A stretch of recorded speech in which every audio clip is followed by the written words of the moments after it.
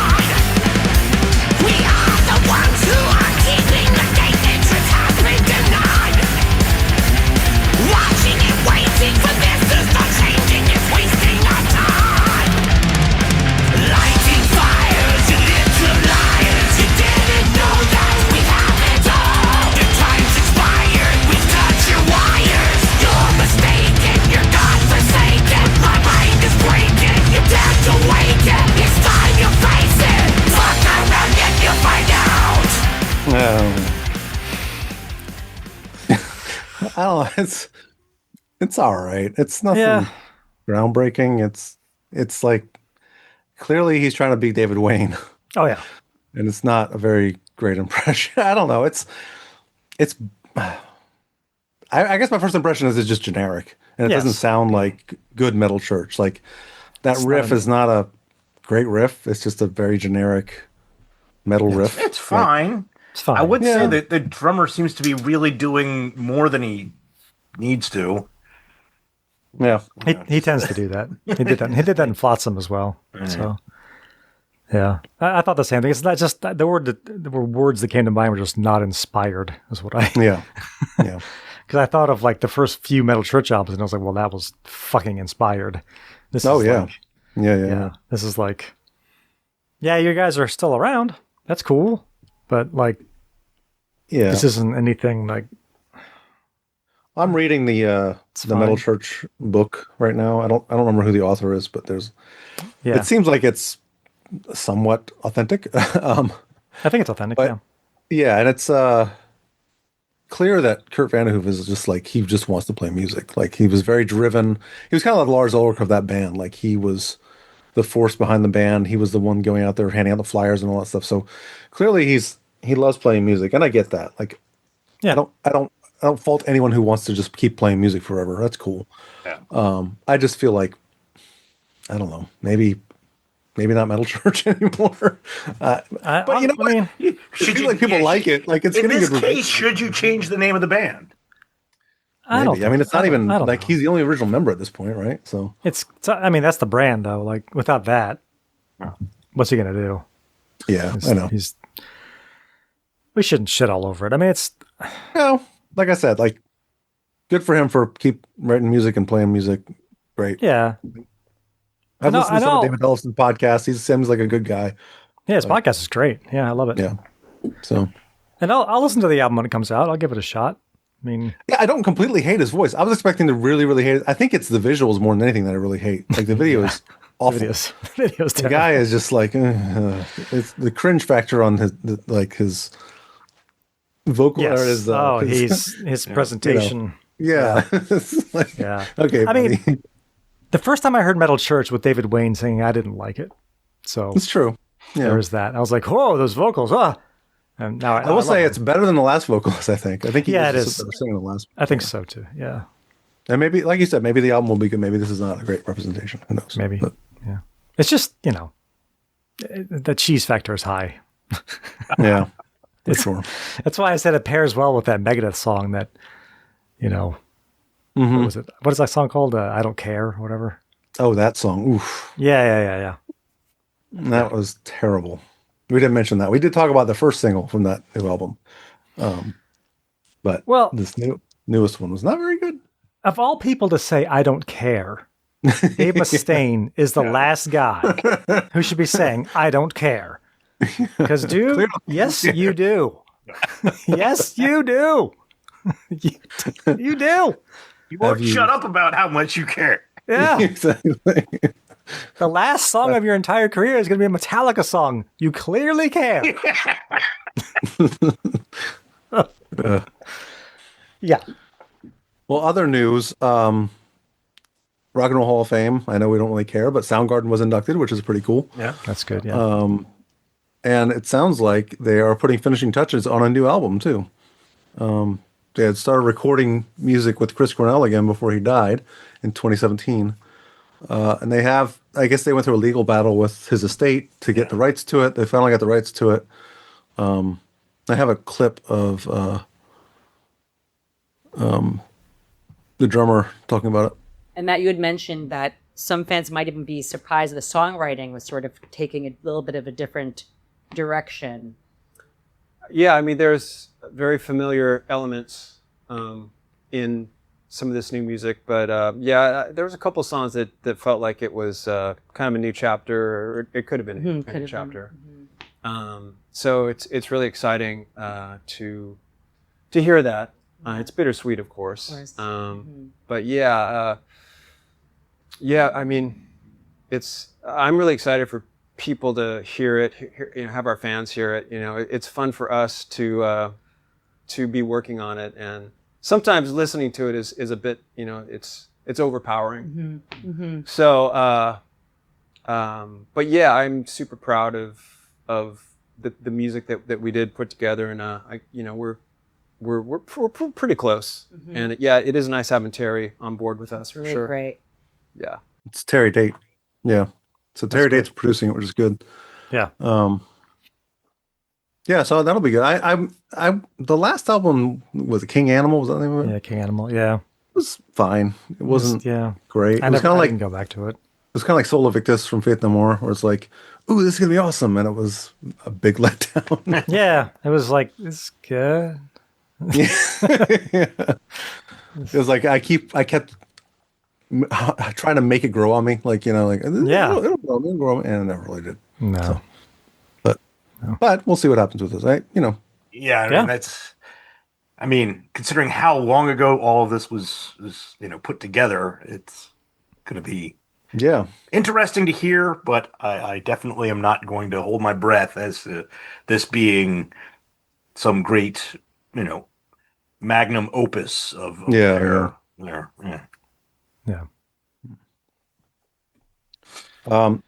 The only other news I have, I just randomly found this. The show Last Week Tonight with what's his Jon name? Oliver. Jon Oliver. Oh, yeah. GWAR was mentioned on. Yes. Oh my God. Yes, they were. Did you see? You saw this? I saw that. This Yes, is great. We'll play it. Here you go. And all of this has understandable. Oh, so this was about the Trump administration, like taking away public media, like PBS and all these other public. Understandably upset a lot of people, even some that you may not have thought would be fans of public media, like this guy. Public radio, They cut it's to a a video of national Blowstar. treasure. I mean, where else would you go? As a young man, I watched Ginger Baker have a drum off against the drummer from Rat. And, on Rock School on PBS. You're not going to find that on network television. And not to mention Sesame Street. I mean, look, this is Mr. Rogers. It's quality programming, and it always has been. And it's a damn shame to just throw it in the toilet like that. Okay, so there is a lot to say there, but mostly the top half of him is not the problem. But I know what You are thinking, I had no idea that the berserker Blothar, lead vocalist of heavy metal band GWAR, was such a fan of public media, but apparently he is, and it is both beautiful and confusing to watch him utter the words Mr. Rogers, as it's hard to imagine them in the same universe, although I'll say I would love to have seen GWAR on Mr. Rogers. Blothar, you are special just the way you are. Your diseased undercarriage composed of abscess-riddled penises makes you you. But he is right. That's awesome. That's so great. That's a great show. I need to watch more of that show. That's a really good show. That dude, man, those monologues he does are just amazing. Yeah, they're perfect. God. Well, GWAR is perfect too. Well, Yeah. Goes without saying. We'll leave it at that. We don't want to get into. Yeah. We could go on for hours about. Anyway. Nah. No. About Blothar's undercarriage. Yeah. Yes, about that. Definitely. Well, that's all the news I had. Do you have anything else we should mention that you think of? Joe Duplantier has a broken hand, apparently. Oh. Yeah. Poor guy. So he's third still baseman for the. No, he's a guitar player, singer of GWAR. So he's still performing live, but he's doing the Hetfield thing and not. Yes, the Hetfield thing. That's a Joe Duplantier guitar back there. It's his signature model. Yeah. Well, okay. Well, the rest of the news is pretty boring. Stuff that I don't care about. Bands I don't care about. So. All right. Power Man 5000 are touring again. Like I don't give a shit. So, what do we want to start with? Let's go ahead and start with maybe? Filter. Well, okay, Filter. Fetus. I just figured start with the big one, and then. I don't care, really. I mean, actually, why don't we start with Filter? Because that's the one I have the least amount of notes on, actually. Oh, wow. Okay, yeah. I know it is the biggest of the three, but like it's okay. I'll just say this right now. It's my least favorite of the three that we talked about tonight. Yes, as is my. I couldn't agree with you more. Good. Yeah, it's not a bad album. It's just no. I mean, overall to me, it was just kind of there. Like it was fine. It's a little samey. Yes. Yeah, that was one of my notes. biggest. Yeah, my biggest issue is the sameness. Yeah. Okay. Well, let's talk about the connection here. This band. Let's see here. It's Richard Patrick. It was formed in 1993 by Richard Patrick, and Brian Liesengang, which were former studio guys that worked with Nine Inch Nails. Real quick, Richard Patrick. You know, Richard Patrick is the brother of Robert Patrick, right? Yes. The actor. Okay. Yes. For people who I didn't know that until like last year, so some people may not know that. Anyway, go on. Wow. Well, yeah. So one way or another, it's a little Terminator reference there, Yeah, there you go. But so this is the guitarist, the studio guitarist, and the engineer that worked with Nine Inch Nails, and that's another big thing. Like when what was it, 1999, 98? When I don't even remember the name of the album. Nine Inch Nails came out with the Fragile, maybe.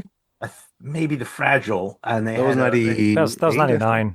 99. Yeah, well, they had a song on there, Starfuckers, exactly. Yeah. And there was a lot of thought that it was obviously definitely pointed directly at Marilyn Manson, but it was also thought that this was kind of a slight kind of dig middle finger to him, who kind of took his background with Nine Inch Nails and then tried to become more of a rock and roll guy.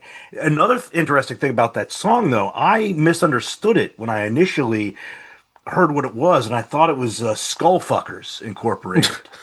So I thought, and it's just like skull fucking. If Marilyn Manson were to rape someone, they'd probably pop out an eye socket and use her skull God. have sex. So, Filter.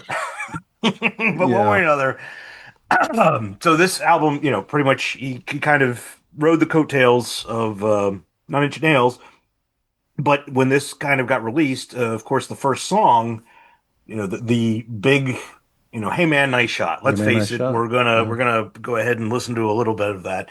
But that's the song that really broke them enormously and turned them into a household name, I'd say. Yeah. Yeah. A lot of people thought like, oh, he's talking about Kurt, but he isn't. No. No. I got all the specifics on that, and that is an interesting little anecdote we can get into. But do we want to start playing some of the music? Well, yeah, we can play some of that. I mean, there's no reason why. Let's see. Here, we'll play that. Definitely it's got to be their biggest hit, right? Oh yeah, easy.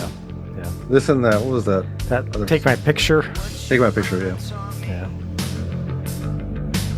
Take a picture. Take a picture, yeah. That's it. It actually has more streams than this one. It does, yeah.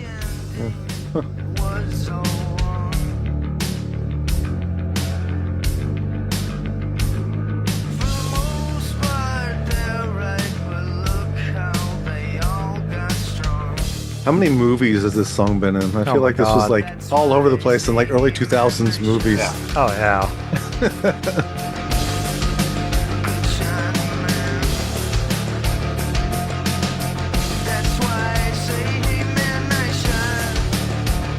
Gotta get to the hook. Yeah.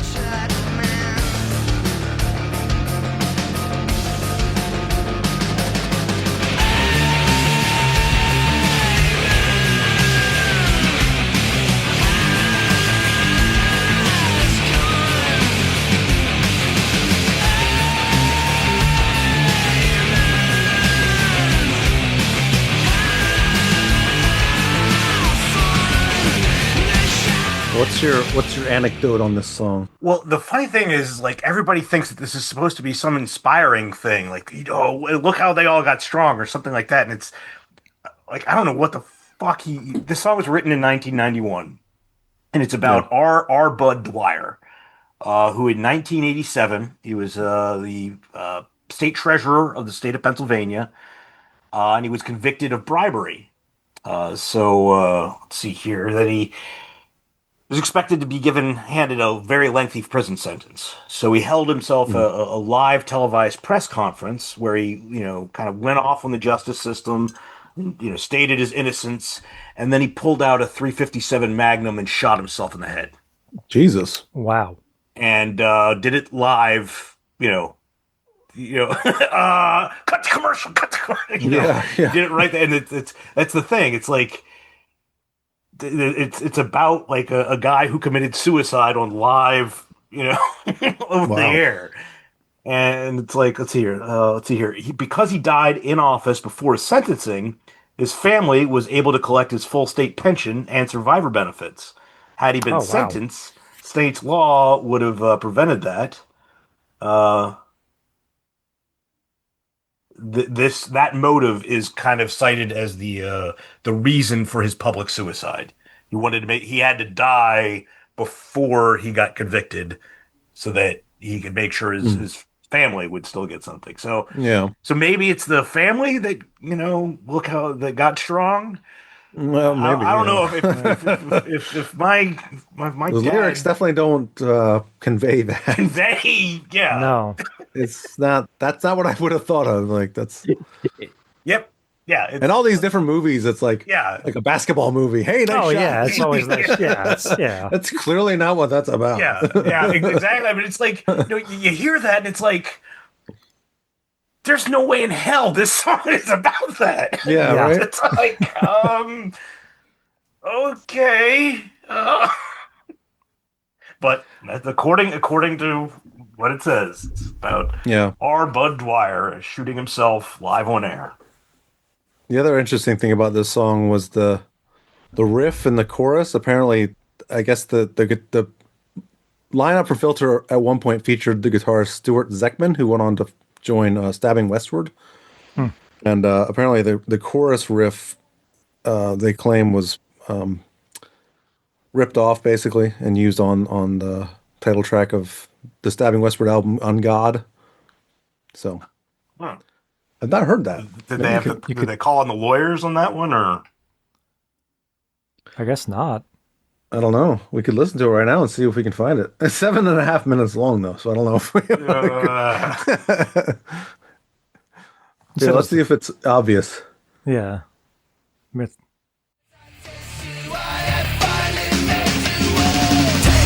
Oh, here we go.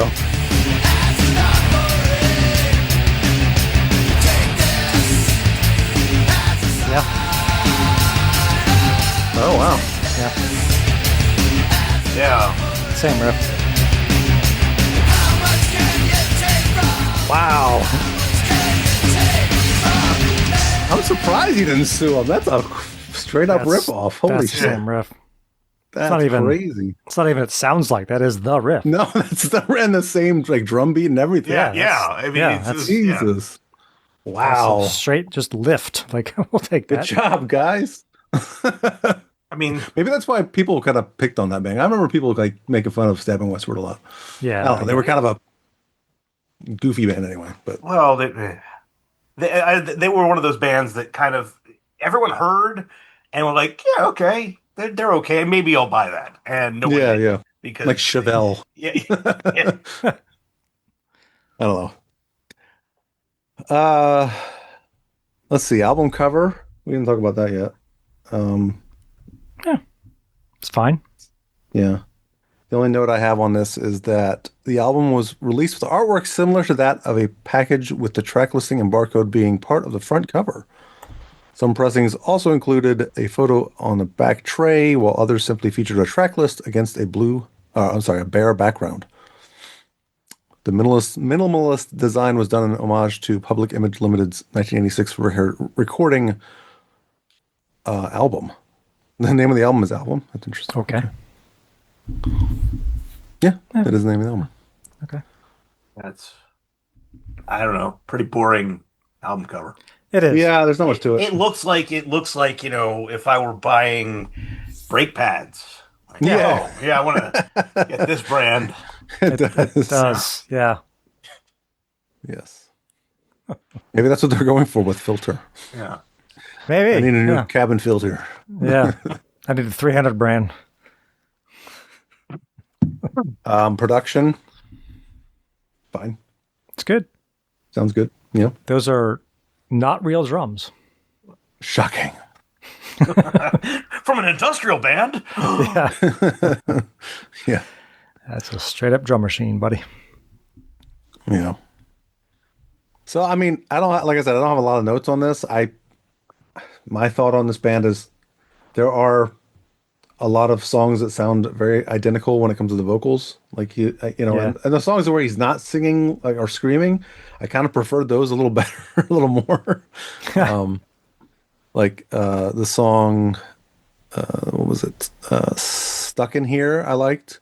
It's so 90s, though. Oh, my God. It is really very Well, good. that's what like that's how the song starts, and it's just like my note is did my iTunes just switch to on random, and did a Beck tune start? Yeah, well, that is a freaking Beck song. Yeah, that's a good point. I didn't think about it that way, but that's true. Yeah.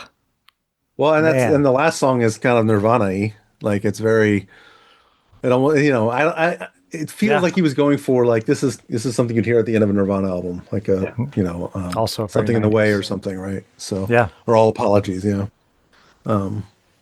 So, but otherwise, like if he's not doing the, lighter vocals, it's pretty much straight on his. I guess Hey Man Nice Shot, he does both. He does, yeah. So, but yeah, a lot of the riffs are very similar. It's almost like that Hey Man Nice Shot riff. A lot of that.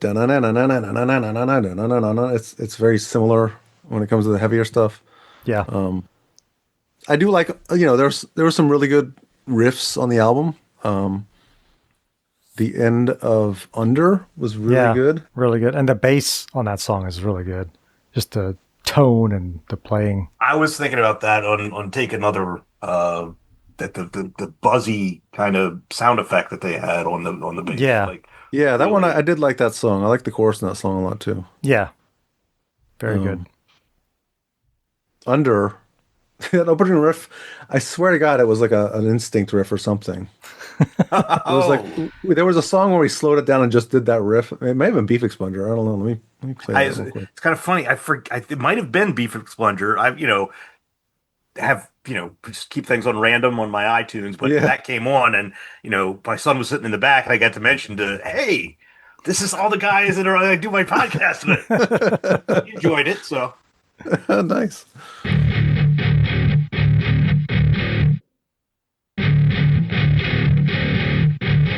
I swear it was like dun dun dun dun dun dun. I swear we had a riff that did exactly that. Yeah. And we slowed it down and it was like, oh no, it was the end of You Change Everything, I think. Dun, That- yeah, dun, that's- dun, that's what it dun, dun, dun, dun, dun, dun. Yeah, that might be Yeah. it.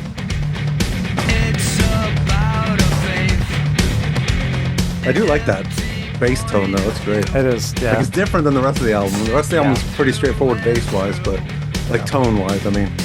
Yeah.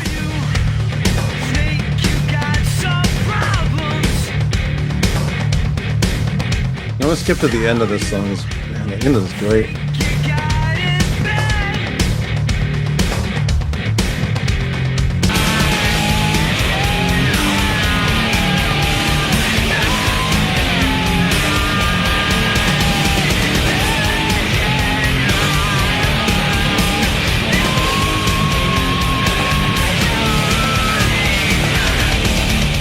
Double bass.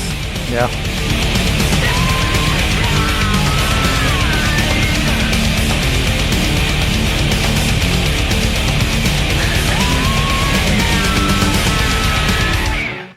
Yeah.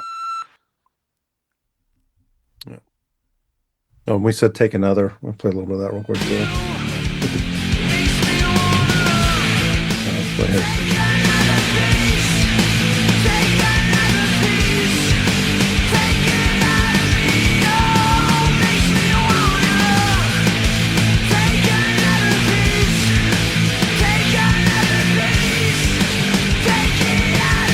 And I wish Joe would send us like a quick thing, like here's my grade on these albums, and here's what I think of them. Because Yeah, I know. I'm curious because I know he loved the bass drum. He's like the bass drum is one of the best sounding bass drums he's ever heard on an album. That's what he said.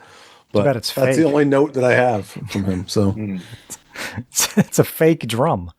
yeah, I know. It's not even real. well, it does say that Richard Patrick did the drums. We on this. program them. Well, he did the programming and the He drums. did this. Yeah. Yeah. He pushed buttons really well. Well, actually, let's see here. Richard Patrick is vocals, guitar, bass, programming, drums, and Brian Liesegang is programming, keyboards, guitars, drums. Okay. Like, okay, so you all did everything. Could be some real drums mixed in there somewhere. There's probably on some one of the songs, I'm cymbals sure. and yeah, like I'm sure there's yeah. But The glockenspiel, Yeah.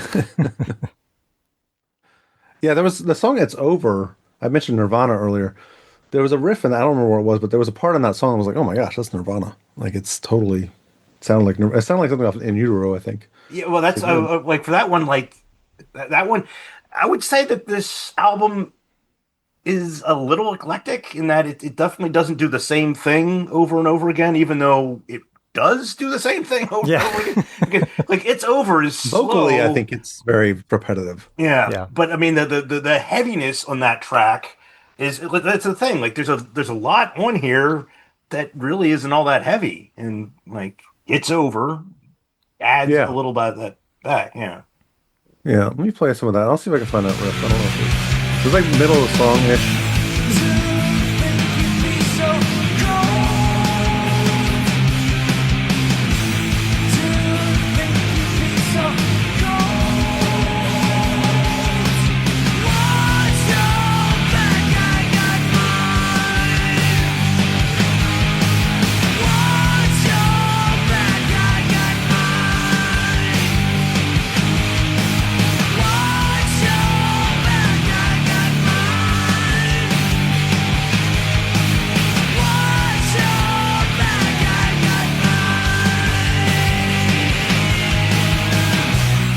But I mean, I would say for this one, I think it definitely starts better than it ends. I like the White Like That. I mean, the songs towards the end are definitely not memorable. Like listening to this, in preparation, I was, putting together applications and resumes and blah blah blah. But like this is going on in the background, and like, wait a minute, what track am I on? Because it all just kind of bleeds together a little bit because nothing is that noticeable.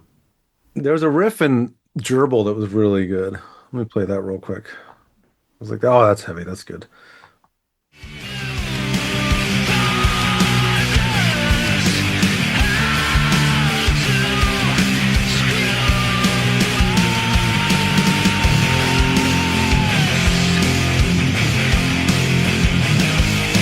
It's heavy. Yeah.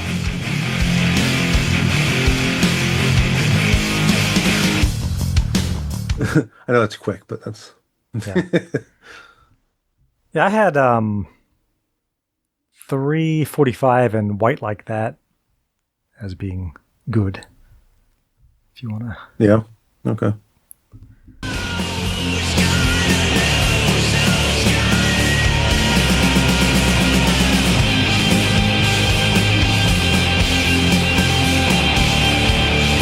Oh yeah, I did like this book. Yeah.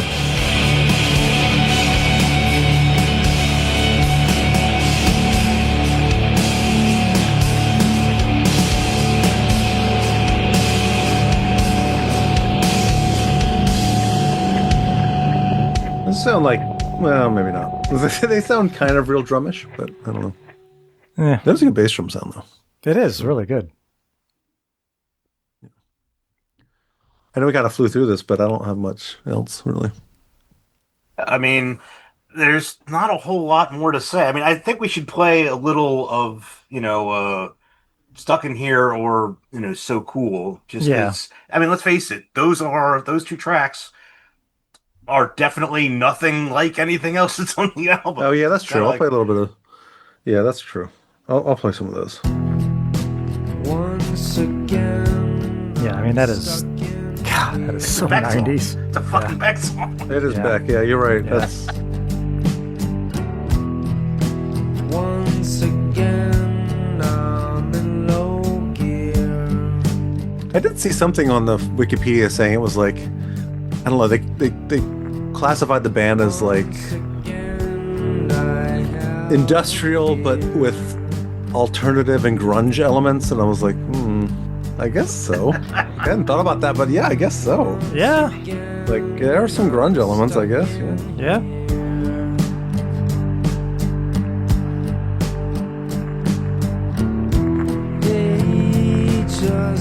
I think I liked this song because it was I know you said Keith was like, did my iPod just kind of skip to something, another band? Yeah.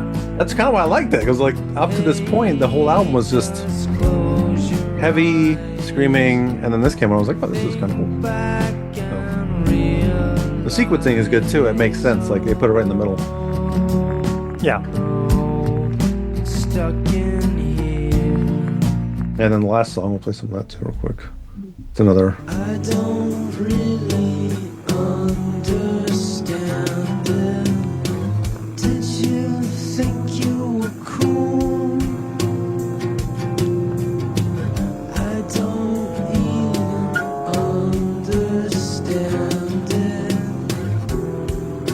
So cruel. So cruel. Funny thing is, I know, Tim, you had this album. I don't remember listening to this album at all. Like, I remember Hey Man, Nice Shot, but I don't think I ever... Maybe I didn't get a copy of it or just didn't bother, but like... Yeah, I think this might have been a case where I put the best songs on a mixtape. And yeah, that's probably what happened. Because, there are some really good songs, but there's also some stuff where you're like, okay, move along. Yeah. That really sums this one up pretty well. I mean, that's the thing. Like some of the stuff, throwing this in, it's just like, all right, yeah. And then it goes into the next part of the song. It's like, Yeah. There's nothing really. I mean, let's face it. We've all heard, Hey Man, Nice Shot over and over again on the soundtrack to 4,000 different movies. But I mean, as much as Stuck in Here and So Cool are definitely original in that they're nothing like anything else that you'd come to expect. When you're like, oh, this guy was in Nine Inch Nails. I would have not thought that either of those songs would be on this album. Yeah. But they're not cool enough in their originality to make me be like, I'm a fan of this band. I would. That's what I think. That this band has better stuff than this. That's for sure. They have. That's the whole thing. Like as they kind of went, their next album after this, I thought was a lot more purposefully radio friendly. It was, yeah. I think they were really trying to, I don't know about sell out, but they were definitely trying to become huge, famous people. Yeah. Well, we want to grade this. Sure. Yeah, someone else go first. Well, I think you could probably guess my grade considering the whole thing I was saying. It's kind of just samey. I gave it a C. Like, I don't think I'm going to go back to this very often. Like, if I'm looking at a list of albums from '95, it's I might take one or two songs from this and put it on a mix. But like, overall, I would go C as well, and I wouldn't even take those two songs. I'd wait till I heard, "Hey Man, Nice Shot" on the radio, and be like, oh, yeah, got a good riff. But there's nothing there's nothing on here that makes me think that this is worth. Who the hell pays for money? It pays for albums anymore. But hey, I would not pay.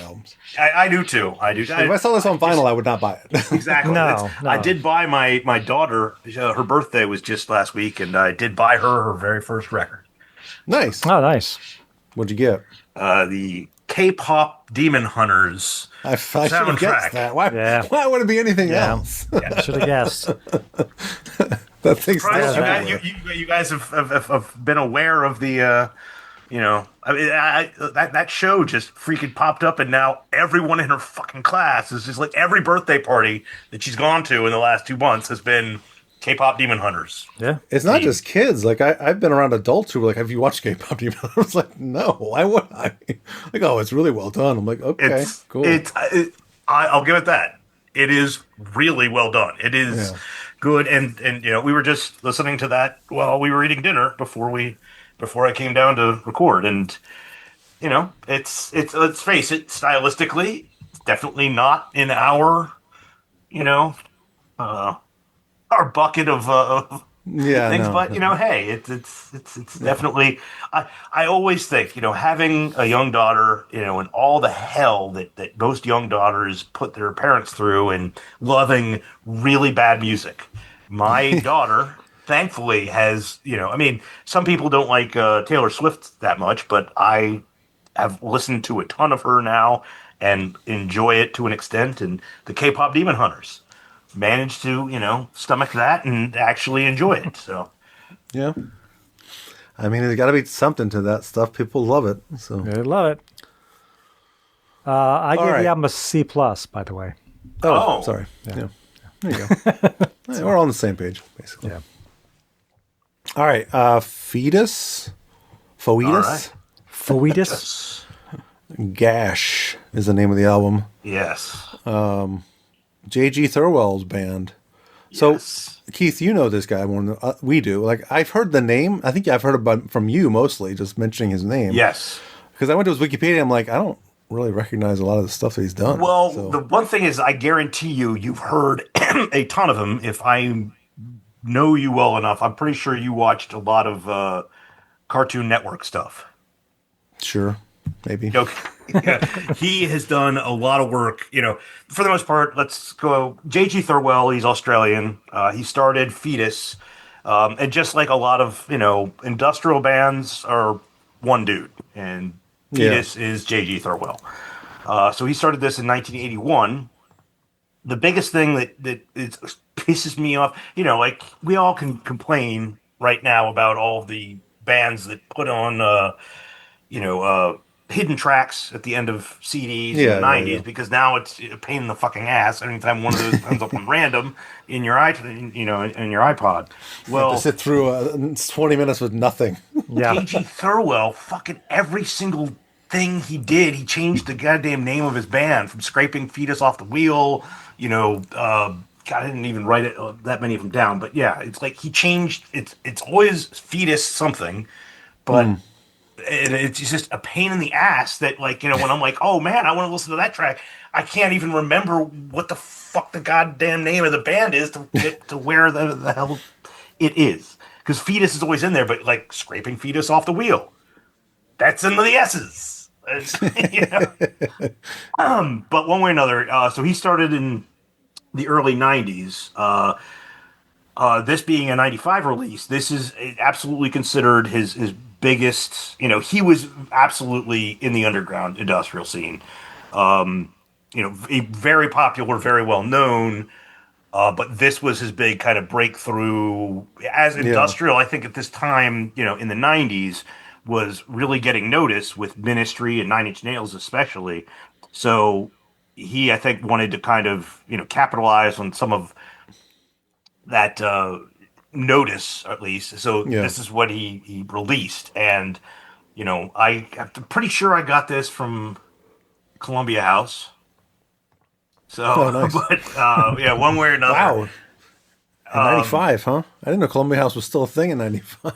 Oh, they lasted, I think, until like 98 or something. But one way or another, I as soon as I got this, I'd already heard other stuff by him, but I absolutely fell in love with this fucking album as soon as I threw it in. And as an industrial album, much more than the other bands we talk about, this is fucking industrial. This is layers upon layers of sound effects and other who knows what the hell he was doing. Because that's the one brilliance I would say about J.G. Thirlwell is how orchestrated everything is. When you listen to, say, Filter, or when we're going to listen to Prick, they're bands and they might have a little bit of kind of sound vibrations or whatever that make it industrial, but this motherfucker is doing it the way you're supposed to, with all kinds of crazy shit. And the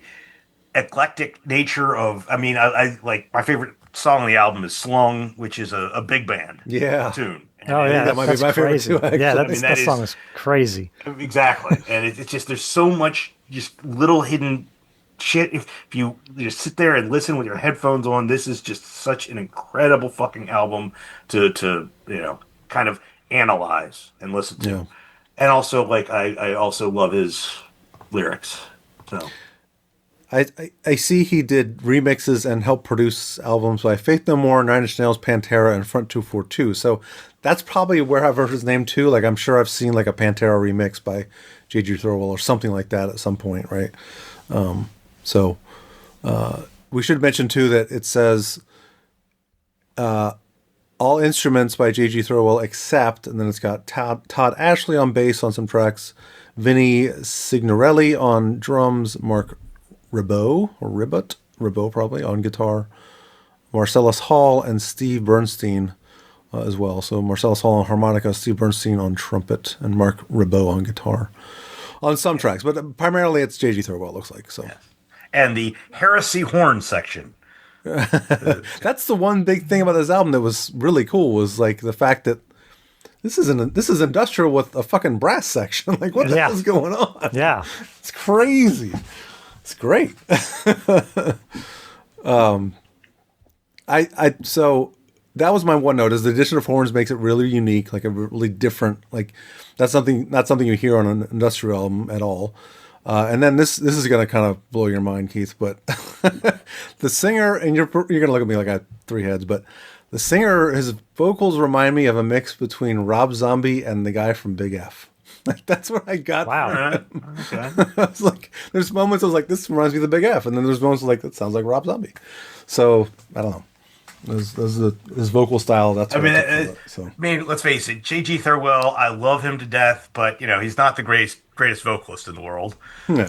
I love his lyrics, but yes, he's, he just does the normal, like, yeah. thing. Yeah. Oh, let's. I mean, that's another thing. I feel like such a jackass. I didn't put any times on any songs. Yeah. But I mean, Well, we should talk about the album cover and production real quick. So Okay. album cover Yeah, is New York, clearly, right? You got the yeah. NYPD in there. You've got like Times Square. It looks like probably right. So Yeah, I got the CD from a local, from Shiny Dome had it. yeah. So if you open the whole thing up, it's got a whole, Oh, okay. Nice. Almost like a Paul's Boutique type thing where you got. yeah, Yeah. Nice. it's pretty cool.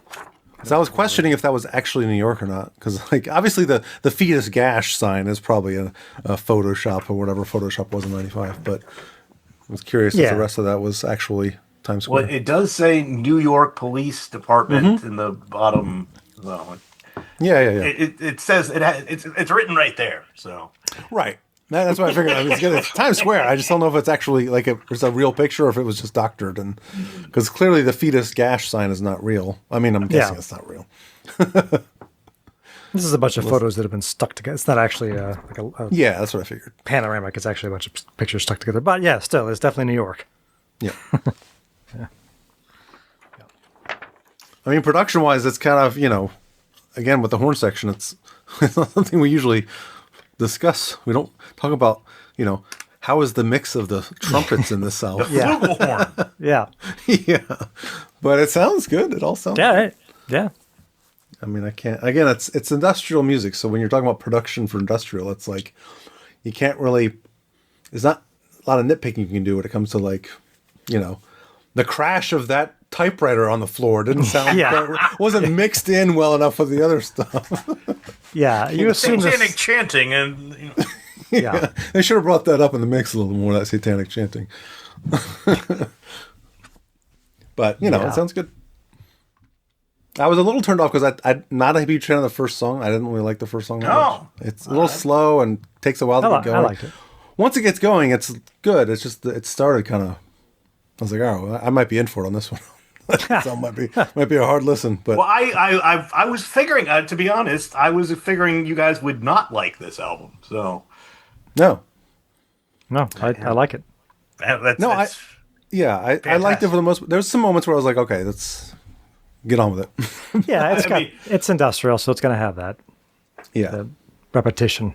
yes, exactly. Like always coming back to this theme. Yeah. But like the Hammerfall and Downfall. Like Downfall, I did not like. Downfall, I thought was just kind of noise. It was like, okay, this is kind of just the same thing over and over. Hammerfalls, I liked some of it, but there were other moments where it was like, it's really kind of repetitive. But there are moments in that song that are really good. Hammerfalls. yeah, my favorites on this are Mighty Whitey, Hammerfalls, Take It Outside, God Boy.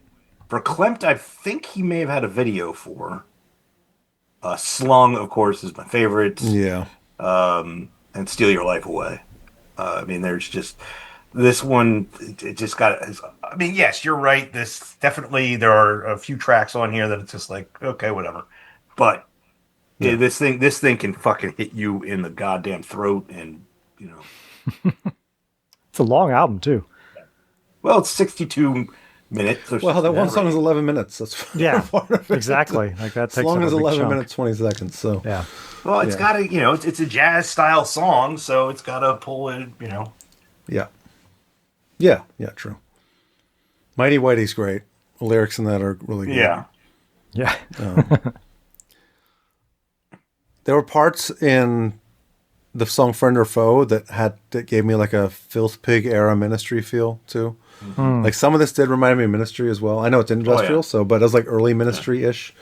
That's that's the big thing with him having started in the early 80s. He definitely, a lot of his earlier stuff, does come and sound a lot like it's influenced by the new wave stuff that was all popular at the beginning of the decade.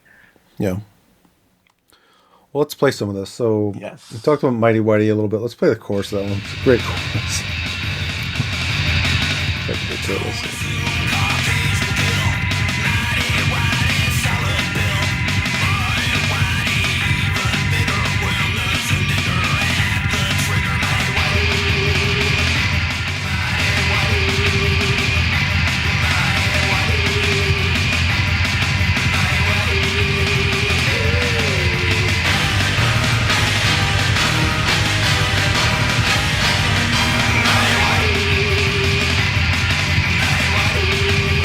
Oh, there's the horns, yeah.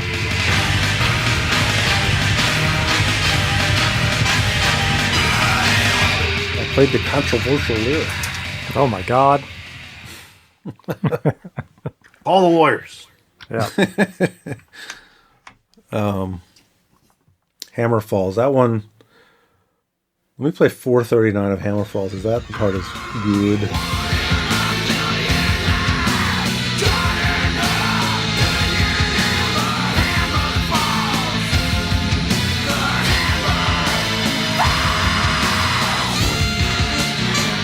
That's like Mr. Bungle.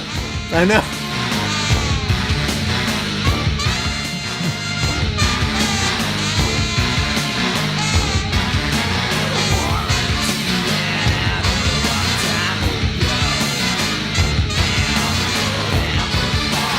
Can you hear the guy from Big F there, though?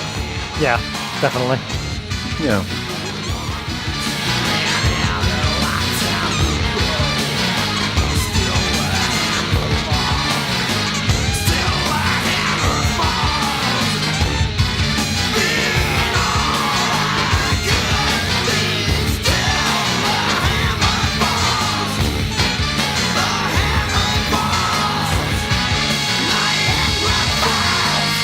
It's the best part of that song.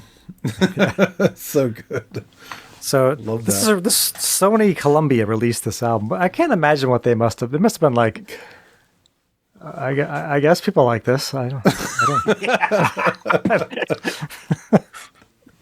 Yeah, it was interesting. I can't imagine them being like, "This is gonna be a big hit, guys." Well, it's only Some millions. major label release, so maybe it was like, Yeah, oh, this is what you're gonna give us? Never mind. Yeah. Okay, Bye. never mind. Yeah. Okay, bye. Yeah. Yeah. I was kind of surprised when I bought this album. I was surprised to see that it was on. I was like, Sony Columbia. What the Yeah. fuck? Okay. What other? Yeah, I mean, let's face it. When it comes to, every single major just started, snagging any band that once visited Seattle, in the early '90s. And in this case, I think they were like, all right, we need to get in on this industrial thing that Trent Reznor's doing. Yeah, it's got to Okay, be. this guy's been doing it for like 20 years. All right, sign him. Yeah. It's a shoe in. What the hell is this? That's what you get. Yeah. They really need to bring the satanic chanting up in that mix there a little bit. Oh my God. Well, do we want to talk about Slung? I mean, I know we talked about I mean, it's a big band jazz tune on an industrial album, and it is just, God, I love that fucking song. I mean, there's like the 7 minutes of the song is just like a drum solo. Yeah. Basically. I was like, this is awesome. Well, let's play kind of some of that. I can't play the whole, all of it. No, obviously. Play leading up to that a little bit.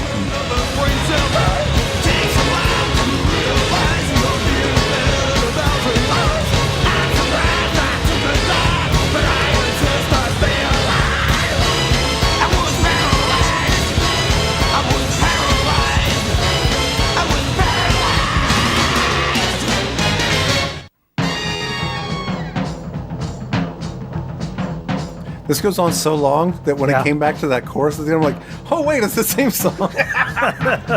Yeah. Because I thought that ended and this was a new thing. Like, I didn't realize it was still the same song. Yep, still the same song. Yeah. You need to listen to more combo jazz, man. You know me, huge fan of the combo jazz. It's like Skull Nut Zippers have entered the room. Yeah. I mean, then it gets into like snare stuff in there later. Yeah.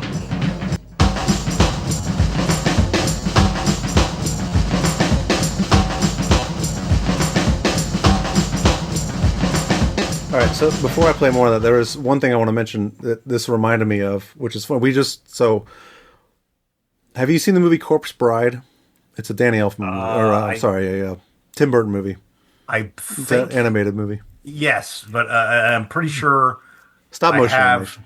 Yeah, well, of course. It was kind of like it was almost like a sequel to, not really a sequel to Nightmare Before It's the Christmas. same but thing. It's the same style as Nightmare Before Christmas, but it's none of the characters are. Yeah.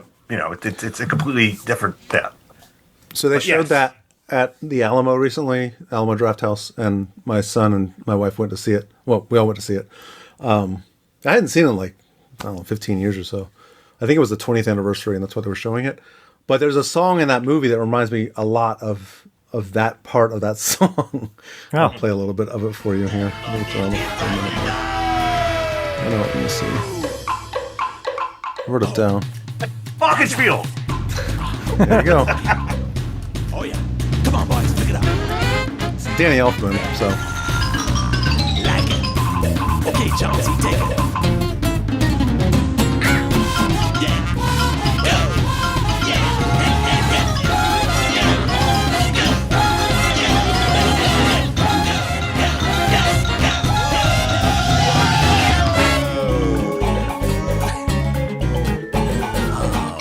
That's nice. Yeah, so they conjured up a plan to meet late at night. They told him that his soul kept the whole Anyway. thing tight.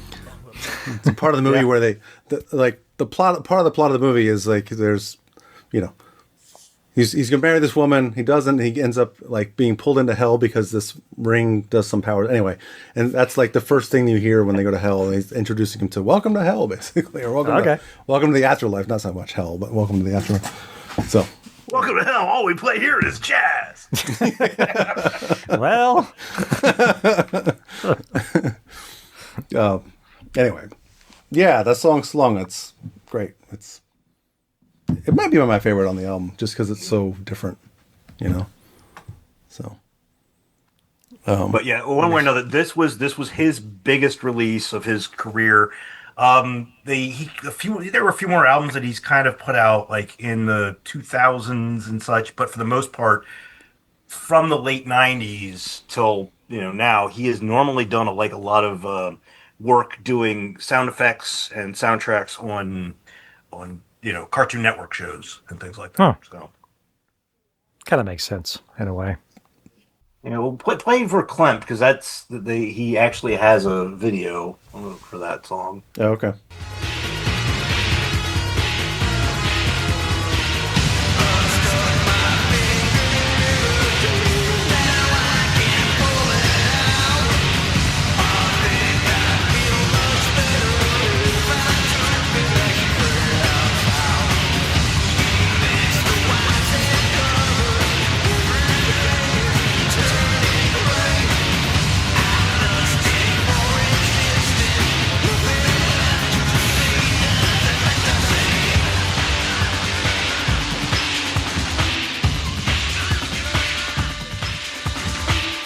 That's very Nine Inch Nailsy. Yeah. That background Very. thing. Yeah.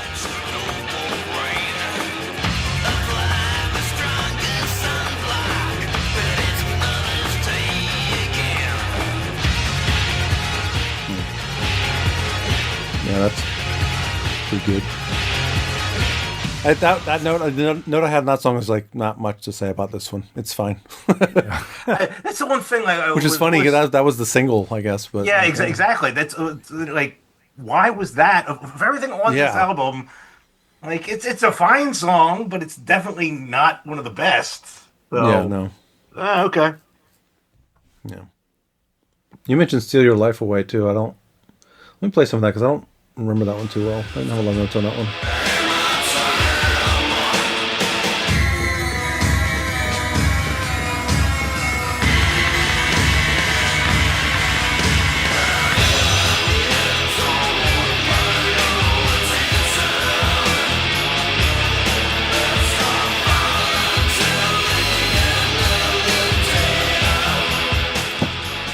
His vocals are awesome.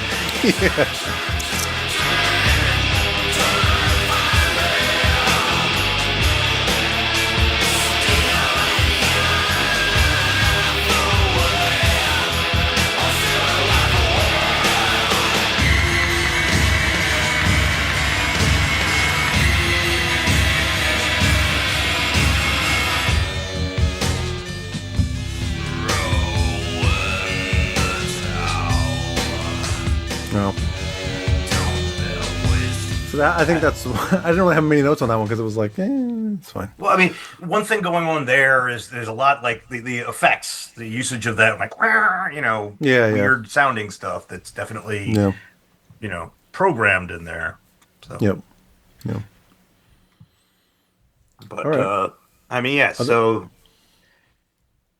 this is Industrial of 1995. Yeah. Do we want to grade this one? Well, I'll go ahead and start this one off because I think, this one's definitely in here, and I'm the one who forced it in here, and it's an absolute A for me. So I love this album, this guy. So I gave it a B. Fuck you, man. I gave it a B also. Fuck you too. Hey, you said you didn't even like it, so yes. B should be great. Yes. Yeah. All right. Well, prick. All right. Prick I'm not by calling prick. you prick. All right, prick. All right, prick. And this is all right. So this band was founded in '92 by Kevin McMahon, the vocalist and guitarist, and Kevin and Trent Reznor of Nine Inch Nails had been in a band called Lucky Pierre together. I don't have a time frame on that, but was that so? There's an old if you look up on YouTube and look at like old Trent Reznor band. There's this like almost like public TV video of them playing on some like show it's ridiculous, and the singer looks so goofy, and then they pan to the keyboard player and it's Trent Reznor, and he's like the only normal looking guy in the band. And I'm just curious if maybe that's the same band. It very well could be. Lucky Pierre. Let me see. Maybe. Anyway, go ahead. But one way or another, the thing is, like, this is let's see here. They only released one other album in 2002 because of record label issues, whatever that means. And one way or another. So this band has the tie, kind of the background with Trent, and they definitely kind of use that to kind of coattail into getting this out. And this was I was living in, I was going to college, and my two roommates were enormous Nine Inch Nails fans, and so they're the ones that kind of snagged this and introduced me to it, and I again absolutely fell in love with the goddamn album. So yeah. It was Slam Bamboo was the band, not Lucky Pierre. Sorry. Okay. No, of all three of these, this is my favorite one of all three of these for sure. Yeah, I think I agree with you. Yeah, I really like this album. It's really good, and I think it's a lot of it does have to do with the clear. I mean, Trent Reznor produced what 4 of the songs, so. Clearly there's some you can tell there's some Reznor-ish stuff in there. Yeah. So yeah, it took me a couple listens. Like the first time I listened to it, I was like, yeah, it's pretty good. I listened to it like one or two more times, and like the third time around, I was like, yeah, I like this album. This album's really good. Like, much like the Foetus album, there are a couple songs where I was like, yeah, going on a little too long, and but no, I think it's. Unlike the Filter album, I feel like this one's and more like the Foetus album. This one's more eclectic and a lot different than Filter. So yeah, for sure. I would say they definitely in this they created their own music and were not, not like Filter, trying to. I don't think that these guys had the expectation of becoming, massive, huge rock stars, upon releasing this. So. Well, the notes from Wiki basically say the band was known for its glam and new wave influences. I was like, glam, really? I didn't hear. I heard punk. I didn't hear the glam. Yeah. I think the fact that Reznor produced 4 of the songs also lends to why it's so different. Yeah. Because, you got one guy helping produce some stuff. You got another guy helping produce. It's going to sound a little different. So yeah. We should mention Chris. There's 2 other musicians that are mentioned on this. So Chris Schleier. Layer, yeah. Schleier on Oh, guitar. there you go. Come on, have fun with the drummer's last name. Oh boy. Kubazuski. Andy Polish person on drums. Kubazuski. Kubazuski. Yeah, that's it. Baby. Yeah. Andy Kubazuski Yeah. Andy Kubazuski. on drums. And Trent Reznor produced tracks 1, 3, 4, and 5 and engineered those. And Wayne Livesey produced tracks 2 and then 6 through 10. So. Yeah, that's the one thing looking, on the wiki for this, the technical personnel of this, it's like, how the hell are that many people doing something on here? How many assistant engineers do you fucking need, and what the fuck were they doing? Well, Alan Moulder does mixing on this. He worked with Nine Inch Nails also. He mixed The Fragile Oh, okay. and the Downward Spiral. So he's worked with Trent Reznor. So it's another connection. Yeah, I mean, for the most part, there were a couple songs like Tough I was not really a fan of. Let me see if I have notes on that. But otherwise... I have notes on Tough. No, do you? Yeah. Yeah. It was fine. It was kind of boring to me. Nothing really stood out on that one. I'll say, I told you that the singer for Foetus reminded me of this singer and Prick. I immediately got Jello Biafra vibes and Bowie vibes. Like, those are the two. Some of, like, not Jello Biafra, like, Jello Biafra's got some crazy, like, over-the-top vocals. Oh, he does. Not like that, but, kind of his, I guess maybe his range, like, it's a little higher, like, not falsetto, but it's a little, it's a little higher. It's not. He definitely has kind of more of the higher range whine kind of. Yes, to right, it. exactly. Yeah. But then Bowie, there's some moments that reminded me of Bowie a little bit. So, and then my other note was some of the songs. You remember in The Crow when they go to the club and do that? I was thinking the same exact thing. Exact same thing. I had to look it up. I was like, "Is that this band?" Because it was. Yeah. The exact. Yeah. Here's your shoes, guys. Yeah. No. Fire it up. T-Bird. T-Bird. T-Bird was in the latest season of Only Murders in the Building. Holy crap. I forgot. Yeah. Oh my God. That was him, wasn't it? Yeah. He was the guy in the basement. Yeah. I was like, hey, it's T-Bird. Oh my God. Wow. That's crazy. Yeah. The old T-Bird, but that movie came out. Smokes and road beers. I'm on it. All right. I don't know. So we go to tracks now? I haven't done this at Album all. cover? Yeah, let's talk about the we'll album talk about the album cover, cover. Yeah, that's true. It's a clown I guess, yeah. or some kind of It's Weird. very artistic. like French artist. It's a clown Batman. Yeah. I guess so. It's the Joker and Batman together. Yeah. And I mean, exactly. It's It's a prick. it's I guess not a prick. It's not a prick. I mean, that's the thing. Like the album cover, it's fine. It's an album cover. Yeah. Not like the biggest thing I'd I guess they don't have a logo. This is like 10th grade art class. Yeah, thing. like pick a font and make it all caps. Yeah, I know. And make it red, and I know. that's your logo. It looks good, the red on black. I like that. Okay, go with it. Cool. Yeah, whatever. The album's good, so they get away with it. Yeah. And then, I mean, production, we talked about that already Yeah. with other bands, but like, I mean, I think it does sound good. And I like that, the Trent Reznor stuff, I can tell, there's clear influence there. Or he's doing God. it. So it's not just an influence, it's him fucking doing it. Yeah.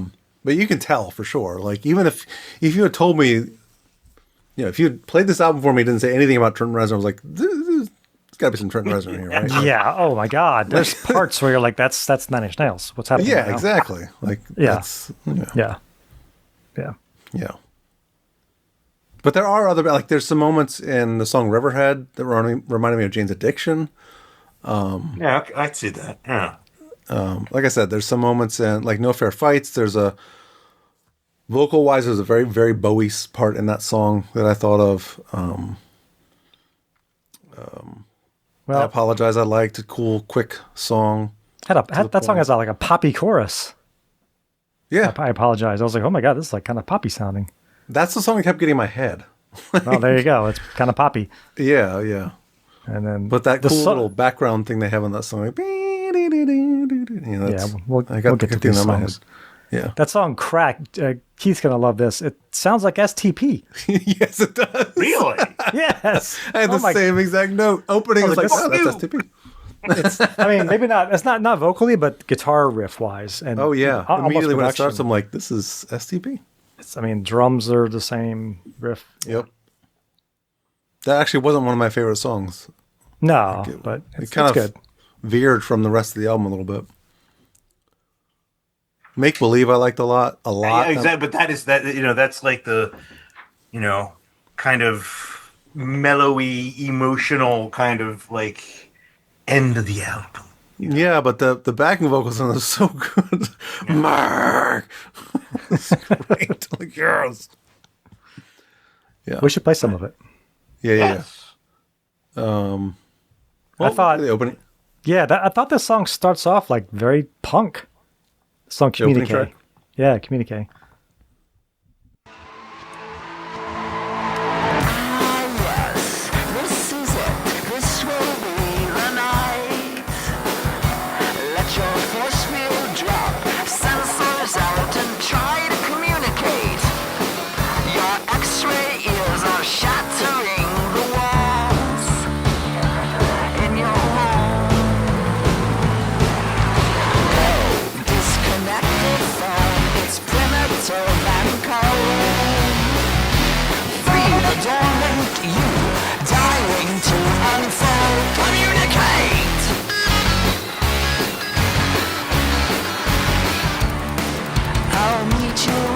It's probably the vocals make it sound kind of funky.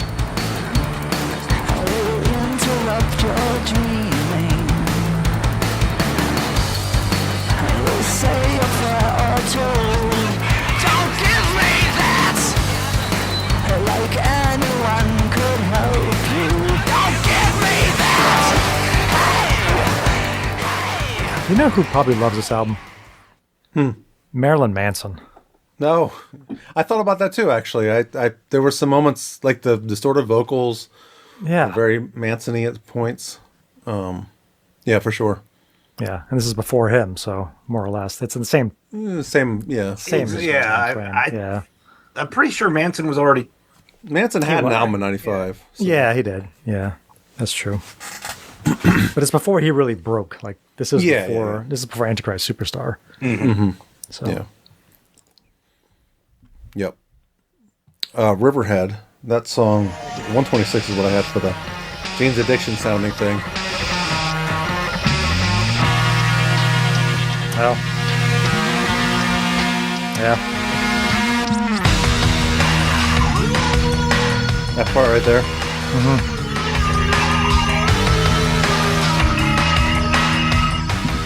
It might even be a Jane's Addiction song, and I'm thinking. that is in something. Yeah, that's from something.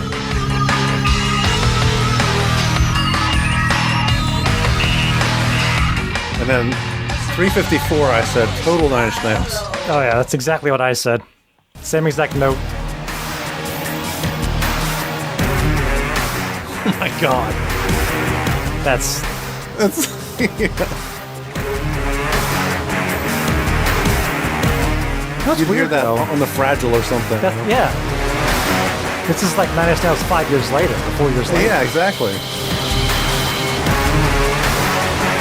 Yeah.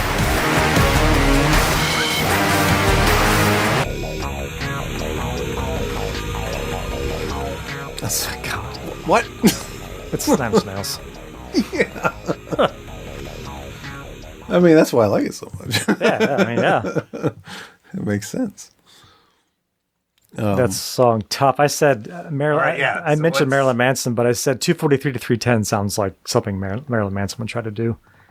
Oh, I probably had Tough. Yeah, I definitely thought of Marilyn Manson a lot when I listened. Well, not a lot, but a few times. Yeah.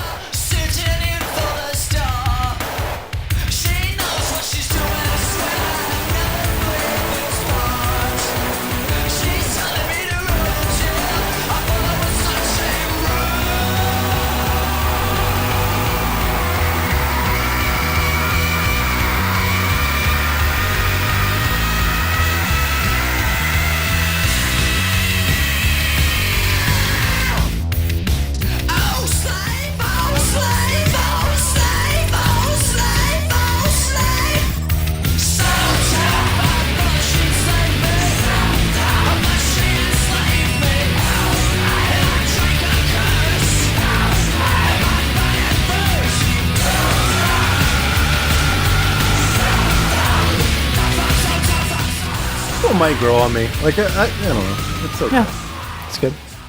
And, I'll definitely listen to this album more though. but yeah, like that the whole sexual nature of whatever the hell's going on in the lyrics of that one have always just been like little like, dude, what are you saying? Yeah. I don't know if sure I'm Yeah, following yeah, you entirely on this one. How about we maybe just skip over that one? Yeah. Other people, I was wondering if that's actually Trent Reznor on backing vocals. That's how much it sounded like Nine Inch Nails. I was like, is that Trent Reznor singing? It might be. I mean, if he helped produce it, right? I don't It could be. He's not listed on the. He is not listed. liner but- notes, but Yeah. Like- Yeah, I had 211, and that song was, good Lord, was it Nine Inch Nails? yeah, I have 102 as the chorus. Okay.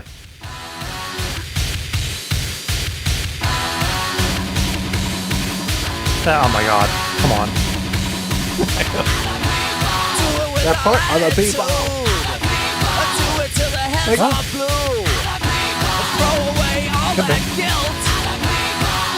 But I ain't other people.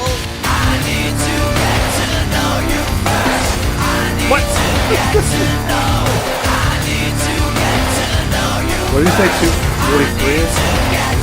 I said 211. This right here is Nine Inch Nails. Yeah. Yes. I mean, this whole song. I mean, it is produced. I keep saying this, but it is produced by him. So, Yellow dress, black dress. I got a closet like, if it wasn't produced by him, I'd be like, this motherfucker is ripping Nine Inch Nails off. But Yeah. Yeah. he produced it, so.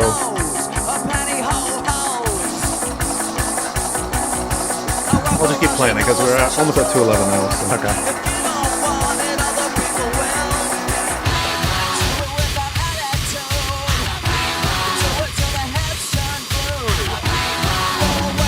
It's the same thing we already heard.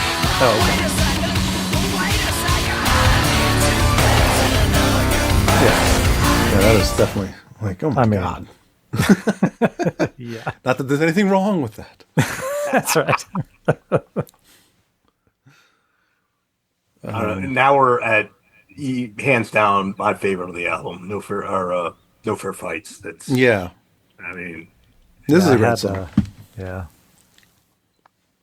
Again, I said it sounds like something you'd hear on Pretty Hate Machine. Like, Yeah. yeah. What did you have? Sorry. It's towards the end. I had 338 to the end, but there's probably other stuff you wanted to play before then. I don't have a specific time stamp on this one. Just so I'll just play.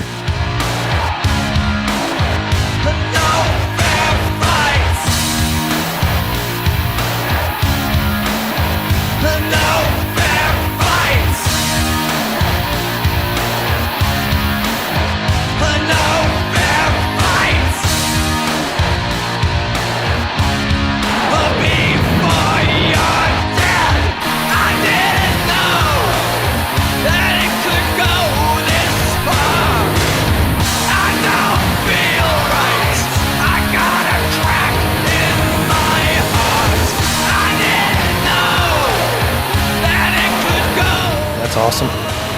Yeah. the snare there. I mean, just the snap of that. It's just like it kicks you. I mean, it's Yeah. oh.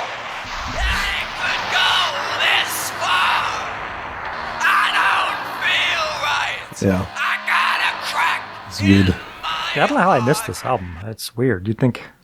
Yeah, I know. I was thinking the same thing. Like, I mean, this one. I mean, I wouldn't have exactly. I mean, there's the connection to him. Yeah. And with him being the biggest guy in the world, like around 94, 95, it would make sense. But yeah, for some reason, he never got kind of tied into which. And then, of course, you know, they released this one album, and I love this, and then they kind of disappeared for almost a decade. You know, that's weird. Do they have other albums outside? They have of this? one other album that they put out in 2002. Oh wow! And it's definitely doesn't, you know, it's sounds more new wave than anything here. It's not as you know, harsh. It's not as that's the thing. Like, I love this, and it's just like, why the hell couldn't you have made more music? Just, you know? Yeah. Play some of I Apologize. Yes. I apologize for being cruel when I should have been kind. I'll be right back. We'll be so happy together tonight. I apologize for being cruel when I could have been kind. I'll be right back. And we'll be happy together tonight. I think this is a song where I was like, David Bowie? Yeah, there's definitely some Bowie there. Yeah. My no similarities. Lose touch when I drink too much. But bye-bye, I kiss the bottle goodbye. Forever. I know it's made a fool of me. I'll try to reconcile. And I apologize for being cruel when I could have been kind. I'll be right back. We'll be so happy together tonight.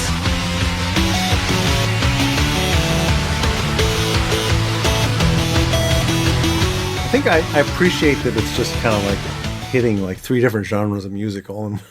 Yeah, like it definitely this, is. Like acoustic, happy sounding thing, and then you got this heavy-ish chorus and this cool little, you know, I don't know. I like. That's also like, I mean, this, like, I apologize. He's apologizing to his girlfriend or wife or something. You know, other people is like, you know, I need to get to know you before, like, we do anything, you know, like that. Yeah. You know? So, except, you know, then he's, of course, you know, Tough exists. Like, Yeah. Yeah. Well, Crack was a song that sounded like STP, and it's funny that we both had that note, but I immediately was like, oh, STP. Yeah. Like, I mean, is that Meat Plow? Is that what song it is? Maybe.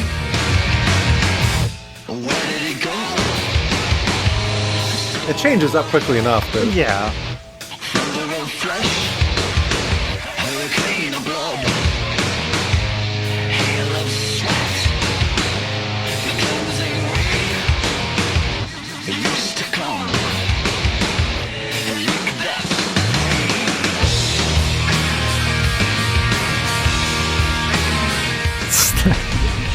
it's also Big F. Again, Big F. It's also Big Yeah. F-y. Yeah. You know? It is. So. I didn't know this, but apparently Prick toured with. Remember that tour with David Bowie and Nine Inch Nails? Yeah. In '95. Prick opened. Oh, nice. Okay. At least some of those shows. Well, that makes sense completely. Yeah. What was I saying about Bowie? Yeah. Yeah. There you go. And the Make Believe is the slower one, but I do love the back vocals on that chorus. It's so great. What? Yeah. You began. Fall back on your word. Heaven forbid your entry. A minor guilt complex dissolves. Make believe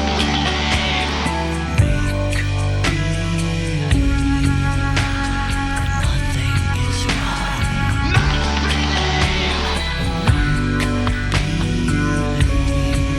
You've got something to say.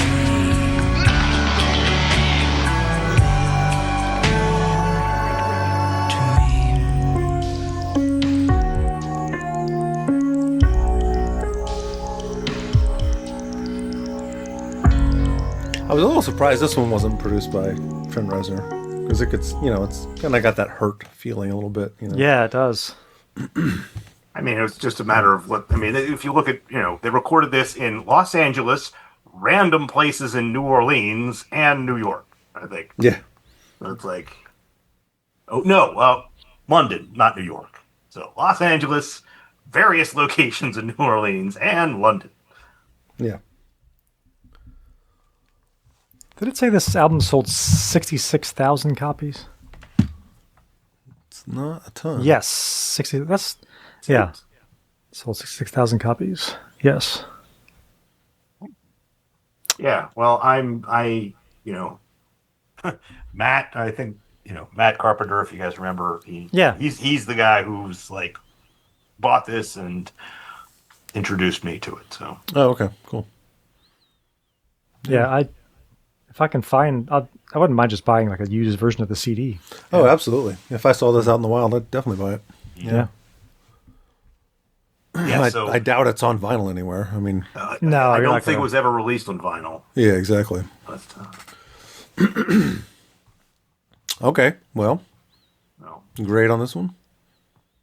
I'm sure I'll start what you're going with. Yeah, I mean, let's face it. It's again, this was this episode was my episode, and yes, this one is an absolute A for me. Yeah, A minus. Just there are a couple parts. Like I didn't really harp on this, but there are a couple moments where it was just like, okay, that song is just fine, right? But for the most part, really good, really, really good. Like I said, it's my favorite of the three that we talked about tonight. So I'm definitely going to go back to this one quite a bit. I agree with you though, Keith. I wish they'd release more music. Like, I want more from this. Why didn't they? Yeah, it's really. According to what I said, there was some kind of complication with the label, but is it?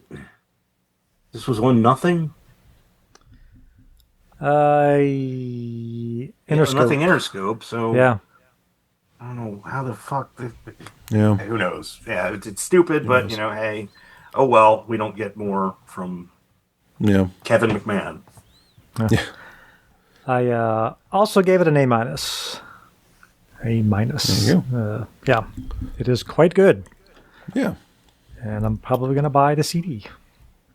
Yeah, I'm just looking on his wiki to see if there's anything more recent he's done, but I don't see anything.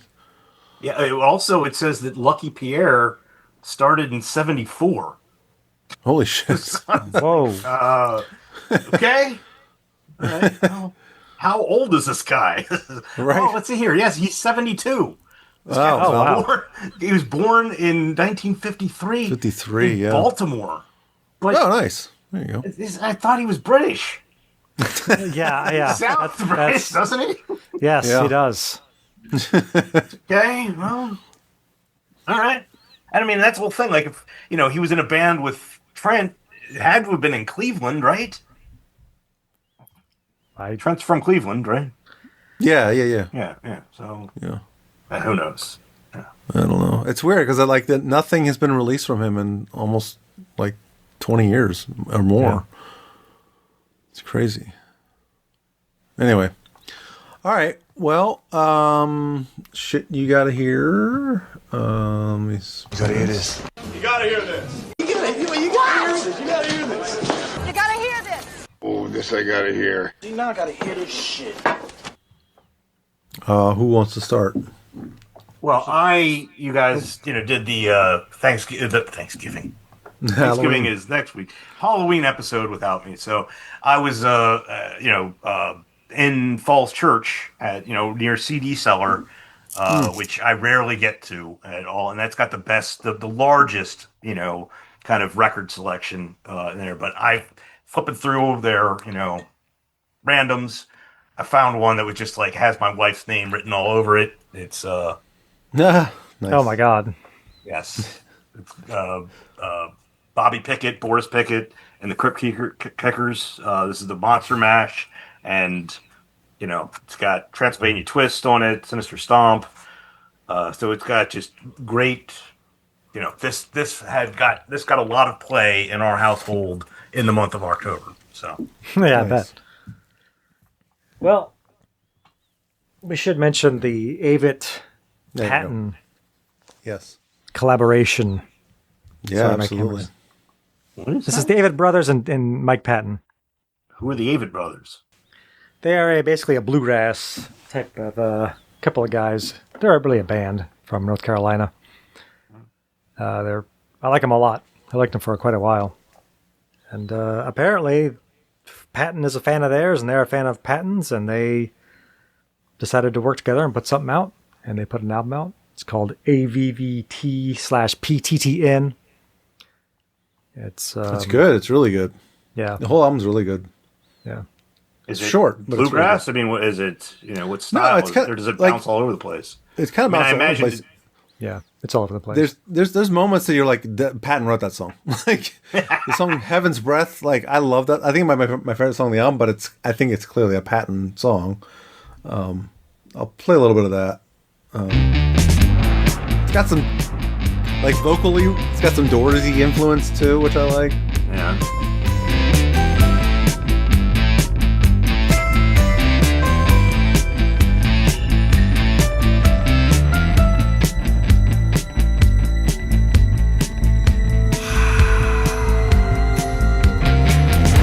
The mother of ice and frost.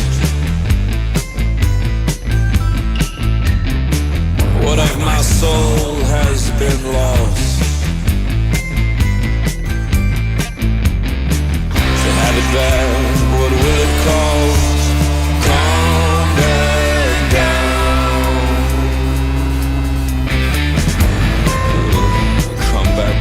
That's one example, but might not be the best example of what the album sounds like. But that was one where I was like, I'm sure Mike Patton had a lot to do with this song. Yeah. That if you play like To Be Known, like go to like maybe 30 seconds into it. And it's cold as hell. I've been moving non-stop all night long, and I'm following the arrows. Something is wrong, or maybe right. It's getting hard to tell. That's pretty much your standard AVVT brothers. Let me into the memory. Let me slide back into the driver's seat. Watch the steam rise up and settle on your breath. Lean back, baby, and I will do the rest. I think Eternal Love was their single, but that might be the best example of the two of them. Or I take my pills, I drink my drinks. I never stop wondering what people think. the collaboration. I mean, Yeah. Humility by never arriving. I wax the Mercedes. I dream about driving here in the country, up in the air, out on the streets, everywhere. Everyone has it. Everyone knows the dread of eternal love.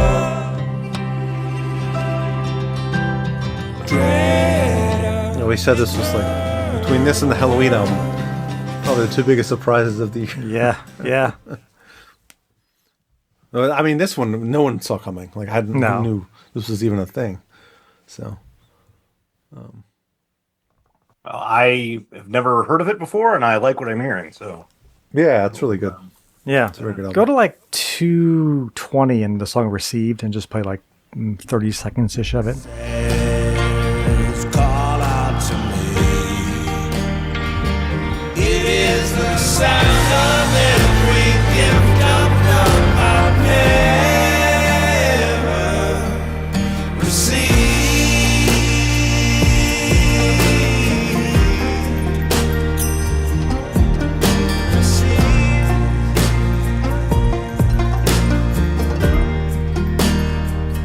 There is a distance that we will reach.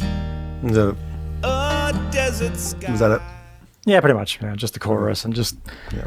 it's a very good collaboration and not anything I No. I mean, I didn't see that coming. No, absolutely not. Like I love the Avett Brothers, but I always thought I was like this kind of, I don't know. I don't really promote the fact that I like them. I'm just like, yeah, I like this bluegrass band. It's, you know, like we played them at Pam and I played them at our wedding when we, you know, like that kind of band, you know, it's like, boyfriend, girlfriend, husband, wife type shit. And then all of a sudden Mike Patton comes along and you're like, what are you doing here, dude? This is like, Yeah. yeah. Well, I've got two. One is really quick. Just everyone should go check out the show Pluribus on Apple TV. It's the new Vince Gilligan show. He did Breaking Bad and Better Call Saul. Really good. Fucking weird. It's very weird. I don't want to give away the plot because you'll know within like the first half hour of the show, first episode, what's going on. But if like we watched the trailers with my wife and I'm like, what is this show? I can't tell based on the trailers what the hell's going on, but there's a reason for that. So watch it. It's very good. It's got Rhea Seehorn, who played the lead female character, the attorney in Better Call Saul. I can't remember her name right now. Kim Wexler, that's what her name was. Yes. Okay. So she's in it. She's the lead actress in it. Very good. And the other one is, so David Byrne released a new solo album this year that I just discovered a few weeks ago. Obviously of Talking Heads fame, but he's not been with Talking Heads for like 40 years. So yeah. They had let's not even get into that. They had like a little reunion when they got it inducted into the Rock and Roll Hall of Fame, but then people were like, "Ooh, maybe they'll do a tour and get back together." No. But it's a very good album. I liked it a lot. Been listening to it quite a bit. I'll play. Let's play this song. I think it's, you know, if you've heard solo David Byrne, pretty on par with that kind of stuff. But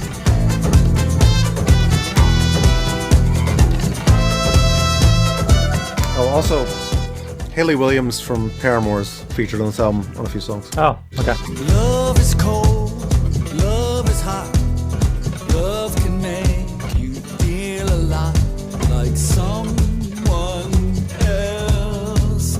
Love is new, love is old. I should mention, I think every song says David Byrne and Ghost Train Orchestra. So give a shout out to Ghost Train Orchestra, I guess.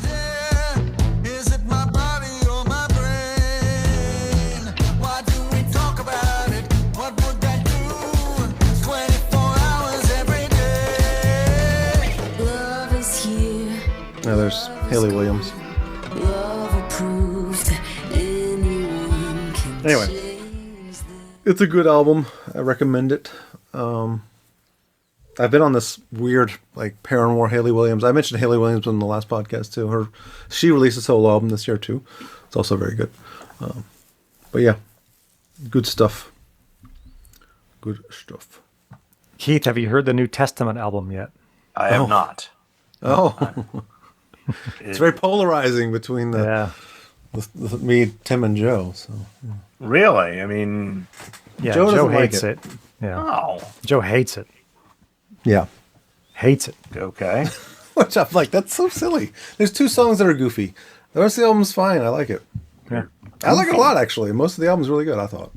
How goofy? That's the last thing I would have ever. Well, I mean, Chuck Billy live on stage. He can be kind of a goofball, but I don't know about their. There's a music. song called High Noon. High Noon is very cheesy. I'll play some of that. Even just as soon as it starts, you're like, ew. Yeah. High noon, death soon. It's like old Western theme. Yeah.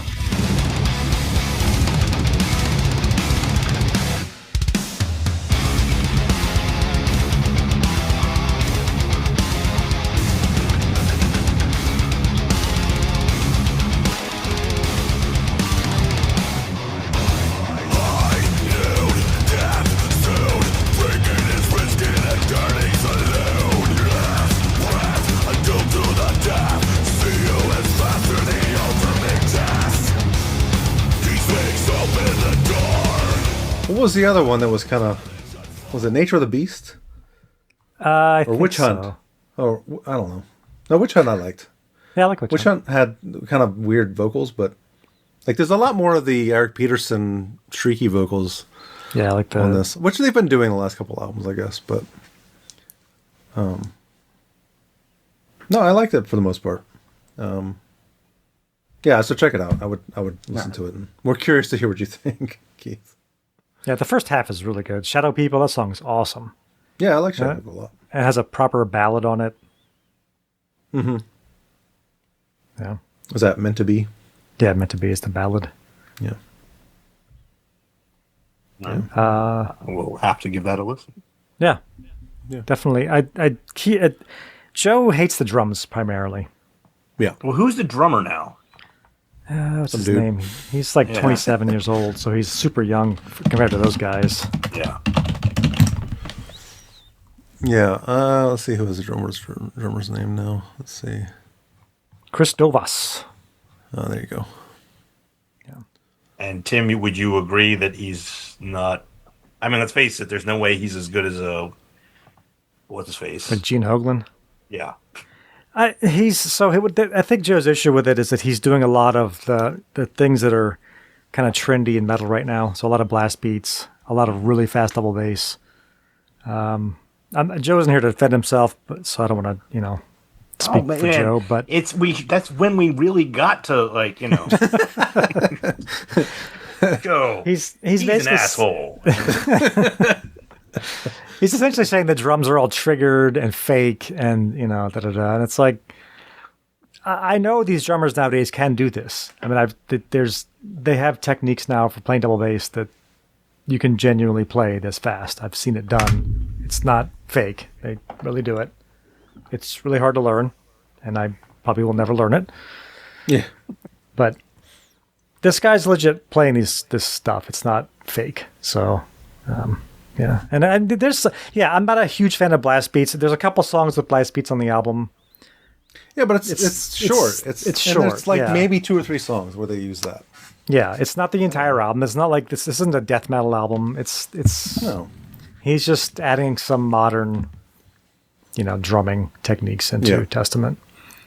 And they've used blast beats. I mean, Gene Hoglan did a little bit of blast beat stuff on previous Testament albums. So it's not like it's a new thing. They just used it very sparingly.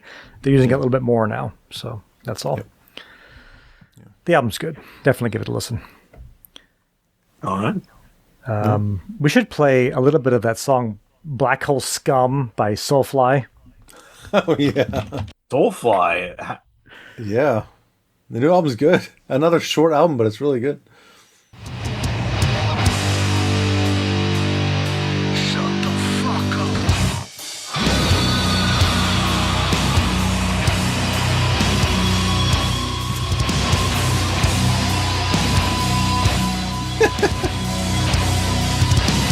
It's ridiculous.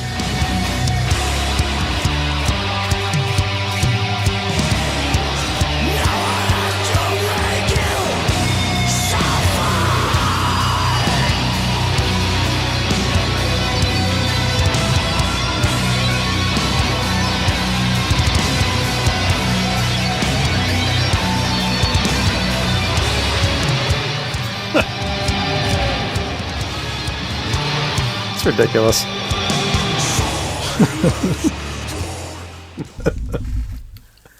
Yeah, that's crazy. I didn't know that they were still doing stuff. I thought that they were. It was Cavalera. Yeah, he was doing like he was doing that for a while, and he did like a tour recently with just him and his brother and I guess some other dudes, but they were doing all of KSAD. Yes. Yeah. So he gets around. They redid the Schizophrenia and Morbid Visions.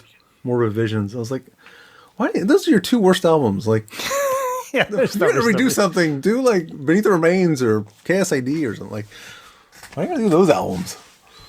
I don't know. Maybe because they know they suck and they're like, well, let's at least make them like production level, at least up to par. Yeah, I guess that makes sense. Like if you're gonna make it, like if you're gonna redo something to make it sound better, I guess doing the first 2 or.